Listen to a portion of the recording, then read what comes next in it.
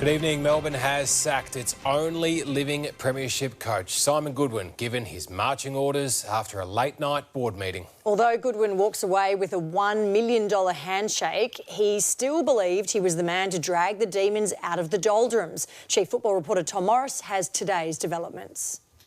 This didn't have the feel of a typical coach sacking. I don't think any coach has been sacked after having an 83-point win. While there was the occasional moment of levity, Probably what I won't miss is probably driving down to Casey.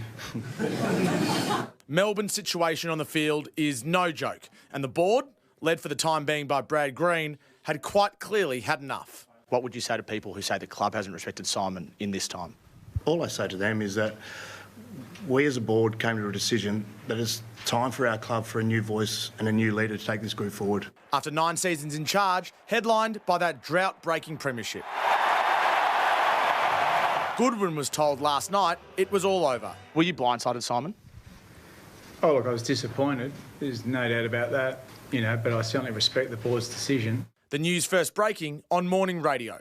Simon Goodwin's been sacked. He was told last night. And there was none more taken aback than former Demon Gary Lyon. I'm stunned, shocked, totally shocked. Had no heads up on this whatsoever. But this was a business decision. After missing the finals last season, it's been another disaster of a year on the field. The Demons languishing in the bottom part of the ladder with 7 wins. We should be playing finals, we believe, as a board, but we don't shy away from that. And this isn't the only change coming for the crisis-plagued club. In the next few weeks, they'll have a new CEO, a new president, perhaps a new footy boss, and big decisions to be made on key players, all following a season from hell for the Demons. It's a big assignment for whoever the Demons turn to. John Longmire heads a list of experienced names who could be considered. Fellow Premiership coach Adam Simpson is also an option, while Nathan Buckley might be tempted by the challenge. Former Cat star Corey Enright is untried, but a highly fancied assistant at St Kilda.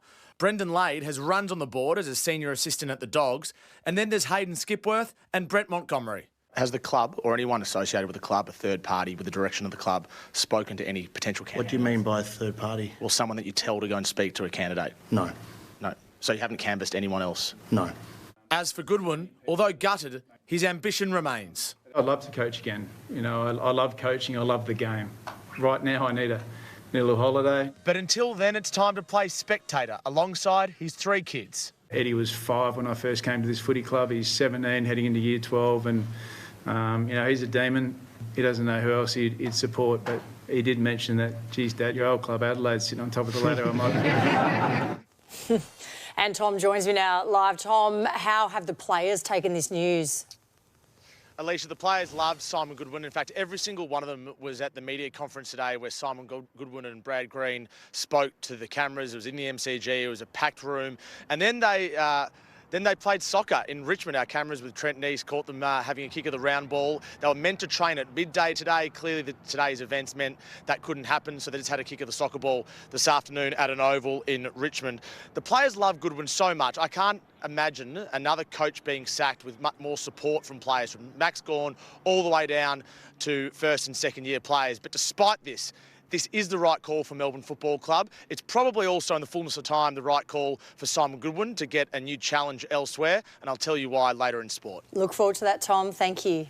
Returning to our top story now, and Simon Goodwin's sacking as Melbourne coach. Chief Football reporter Tom Morris joins us live. Tom, you said earlier in the news that this is definitely the right call. Why so? Yeah, it's hard to say that about a coach, a premiership coach that's been sacked, Tony, but it's the right call because the partnership that Simon Goodwin and Melbourne have built over 9 years had clearly reached a natural conclusion. It's probably easy to say in hindsight, but this window was 2018 to 2023, the premiership window. They won a flag in that time. They made another prelim. They played finals in 4 out of 6 seasons. But looking back on it now, the wheels started to fall off around the Clayton Oliver saga, the Christian Petrarca saga. It wasn't Simon Goodwin's fault necessarily, but the Glenn Bartlett off-field turmoil as well. And we saw in 24 and 25 that he couldn't advance this game style into the new era. And that's really difficult to take, I think, for the Melbourne supporters that love Simon Goodwin. He is their only living premiership coach. And there's no easy ways to make calls like this. And when Brad Green and Simon Goodwin were sitting alongside each other today, it was a little bit jarring, but there's no other way around it. Alan Richardson was in the room. He did the same with Matt Finnis at St Kilda in 2019, and Brett Guerra as well.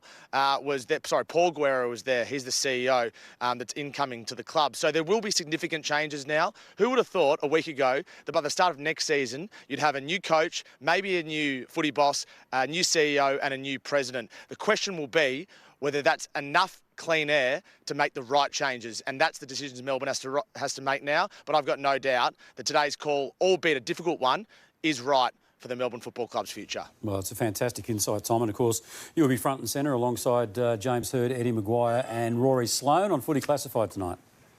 That's it. We'll see you then, 8:45. All right, terrific stuff live.